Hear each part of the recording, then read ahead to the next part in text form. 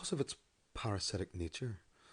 Narcissistic abuse drains you of your perception of self, your perception of others, and your surroundings, making it really difficult to make sense of what's going on, hence cognitive dissonance.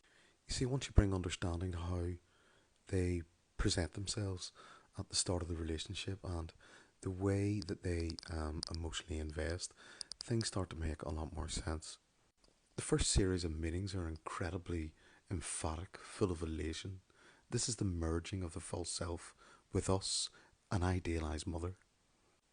They suck us into this vision of ourselves in which, we can't not be praised in any direction.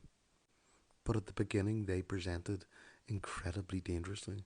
There was the test of abandonment, a shocking revelation as to who they were, just to see what your reaction was. Then they love bombed you because you stayed. So they needed to really fuse, merge now with the internalized snapshot that is you. It needs to merge with the false self to return it back to its grandeur. So the co-idealization begins. The circle, the vortex, the cathartic vortex that goes round of emotion now is about self-directed emotion. Anything that goes to you needs to flow back to them and it doesn't stay within you. Hence the implosion, hence the beginning of the shrinking of the self. We were sold a vision to begin with. We were sold this idealized vision, and this is what we're holding on to. We're holding in a separate folder as such, but it's actually a split, a weakening of the ego, the shared fantasy, the vision of us and them, the future that we sort of internalized and believed with loyalty and compassion and a kind of sense of future was held in here. This is because of that oceanic feeling of belonging. We're now sort of ensnared into a circle of love bombing and intermittent reinforcement. In tandem with the love bombing will be a scan of your emotional reactivity, teasing, testing, finding out how you react in situations that allows them to manipulate at a future date and use again.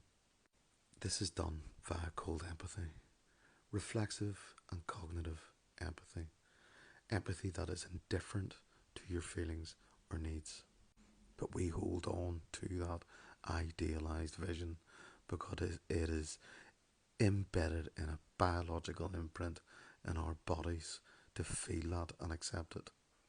So we open up another folder, another split within the self to hold all these dichotomous harbourings, these internal conflicts. Some were safe, some were dormant, some were where it lies ignored. But unfortunately, the more this continues, the more fragmented we become.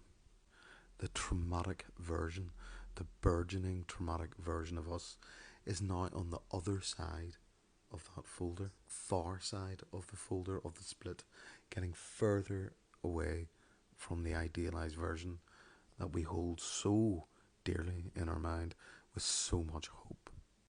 This ever increasing our expectations in our partner, our expectations that they will at some point see that this is a worthwhile loving relationship, that you are worth connecting with, that you have worth and that you deserve validation. Yet it never comes. It only ever gets less and less. The less it gets, the more we want it. This is the inverted nature of the trauma bond. A sort of carryover from our childhood to our original trauma bond, to our parents. A replication of our already instilled family dynamics. We got our senses filled because we held on to an idealized version of us that we're searching for.